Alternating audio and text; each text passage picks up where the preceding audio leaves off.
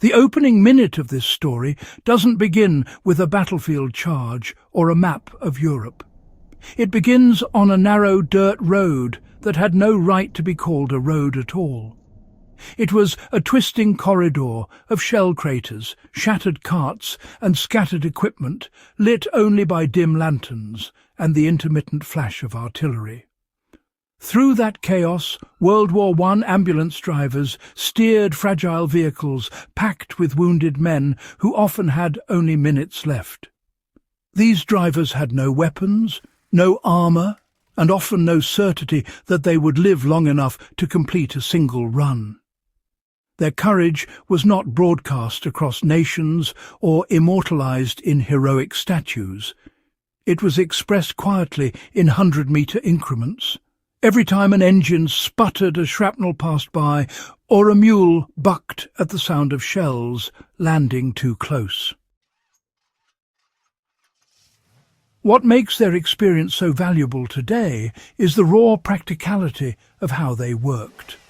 They weren't trained in military textbooks or protected by a convoy. They learned survival on the fly, improvising medical evacuation systems while under fire and while navigating hostile landscapes where the difference between life and death often came down to 15 seconds of decision-making. These drivers left behind a legacy of methods, mindsets and instincts that remain relevant not only to historians, but to anyone preparing for crisis situations in the modern world. Their stories form a blueprint for resilient action, and that is exactly what this guide explores. Lesson 1 is that rapid situational assessment is the foundation of survival. World War I ambulance drivers could not rely on a single plan. Roads changed daily as shelling destroyed landmarks, villages burned, and trenches expanded.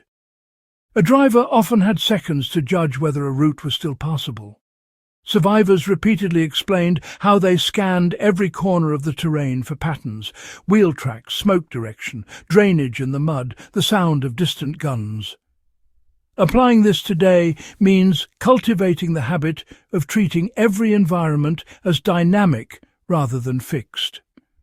A modern survivalist who practices this can walk into a crowded street, a remote trail, or a disaster zone, and immediately take a mental snapshot of exits, choke points, and flow of movement. Try training this skill on routine commutes by identifying 3 alternate routes every time you travel. With time, the habit becomes automatic, exactly as it was for those early drivers. Lesson 2 is that mechanical reliability begins with constant preventive care, not repair. Ambulance units lacked spare parts, and engines failed easily under mud, shrapnel, and overuse. Drivers cleaned plugs, checked fuel lines, tightened bolts, and cleared lubrication channels multiple times per day, even when exhausted. That discipline kept vehicles alive long enough to save human lives. The modern translation is simple, but often ignored. Daily micro-maintenance prevents 90% of breakdowns. Whether managing a generator, a motorcycle used for scouting, or emergency medical gear, adopt a short, consistent checklist. It doesn't need to take more than 3 minutes. The World War I drivers proved that cumulative attention is more powerful than major repairs done too late. Lesson 3 is that calm under pressure is a trained response, not a personality trait. Drivers were often teenagers or volunteers with no military background.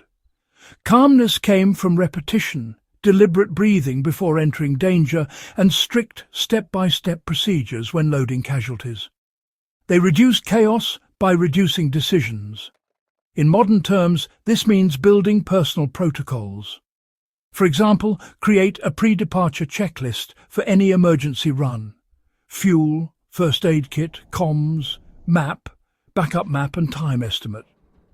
Practicing this, even in safe conditions, builds a kind of procedural memory that holds firm when adrenaline spikes. Lesson 4 is that teamwork determines casualty survival far more than heroics. Ambulance drivers depended on stretcher bearers, medics and even civilians who knew shortcuts through fields or abandoned lanes. Units that communicated efficiently evacuated more wounded and suffered fewer losses. Many drivers kept brief code phrases or hand signs to silently coordinate around artillery noise. The modern application is direct. No one thrives in crisis in isolation. Build small groups with clear roles, shared communication signals and redundancy. Even a family or small prepper group can practice silent movement cues, nighttime route discipline and division of responsibility. Lesson 5 is that navigation without technology is not optional. It is essential. Maps in the First World War were often inaccurate within days as trenches shifted and roads collapsed. Drivers learned to navigate by tree lines, church spires, water drainage patterns and the texture of soil under the wheels. They could, sense direction from wind pressure in open cab vehicles. To apply this skill now, start by navigating familiar terrain without GPS. Learn to track elevation visually, identify man-made straight lines versus natural curves, and practice moving from one landmark to another with nothing but a compass. Mastery comes from repetition, not theory. Lesson 6 is that psychological endurance requires a defined personal mission.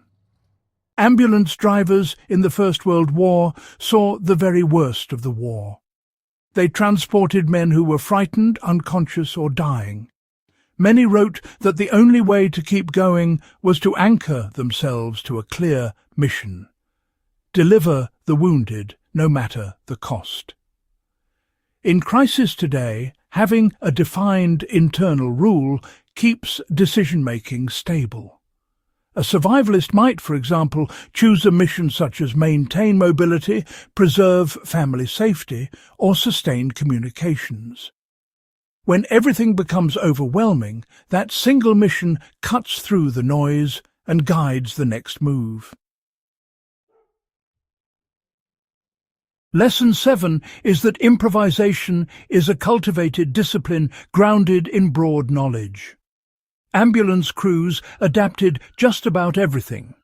Broken axles became splintered with fence posts. Fabric torn from civilian houses was turned into makeshift bandages. Milk cans became fuel containers. Their improvisation worked only because they understood the fundamentals of their tools, their vehicles, and the mechanics of human injury. To apply this today, expand your range of basic competencies.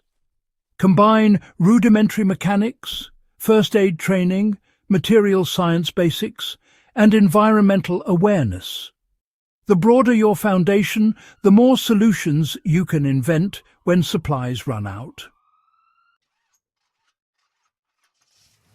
The experiences of First World War ambulance drivers remain a masterclass in resilience, skill, and unwavering commitment to life in the darkest conditions. Their lessons form not only a historical study, but a practical framework for anyone preparing for uncertain futures. If you found these insights valuable, subscribe to Warpaths of Europe and share this guide so others can learn from the forgotten front lines of human endurance.